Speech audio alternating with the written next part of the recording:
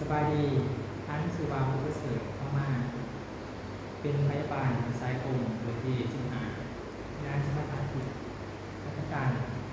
สร้างยาวต่างๆ4 คนเขาเรียนรอบอีกวันคนเจ็บ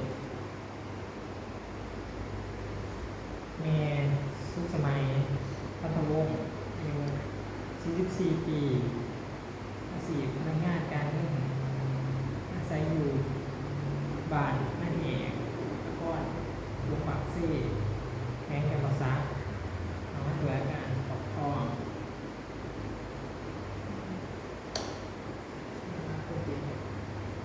สบายดีแม่มิสิวาสุขสมัยพัทวงศ์อายุ44 ปีบอแม่อยู่บ้านแม่แห่แล้วก็ลูกปักซี่เมืองนอนปากเซ่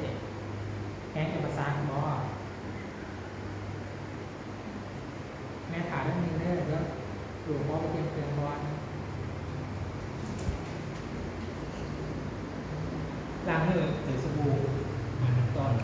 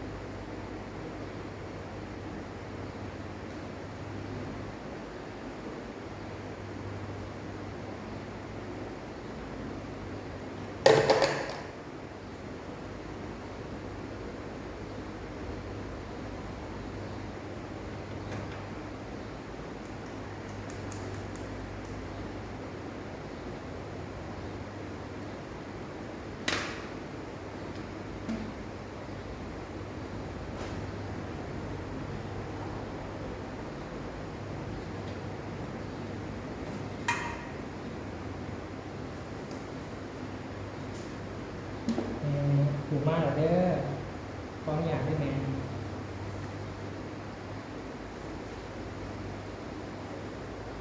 เขาจะแบ่งผลออกเป็น4ส่วนส่วนครึ่งอิเลียสอาร์สกอมส่วนในสกอมหาอกซิดส่วนลุมแต่ห้อยผักคุดหากระดูกพวกคาด้านนอกกระดูกพวกคาหากระดูกอิเลียสไม่ต้องซัดส่วนครึ่งของส่วนครึ่ง1/4เขาจะซักด้านนอกส่วนครึ่ง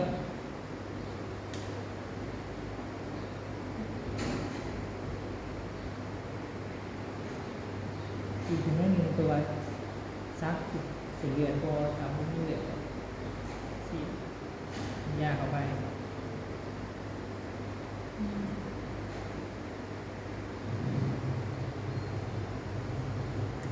เดี๋ยวเราก็มีอาการหัวข้อหรือว่าท่านตัวเป็นต่อแพทย์หมอไดเดอร์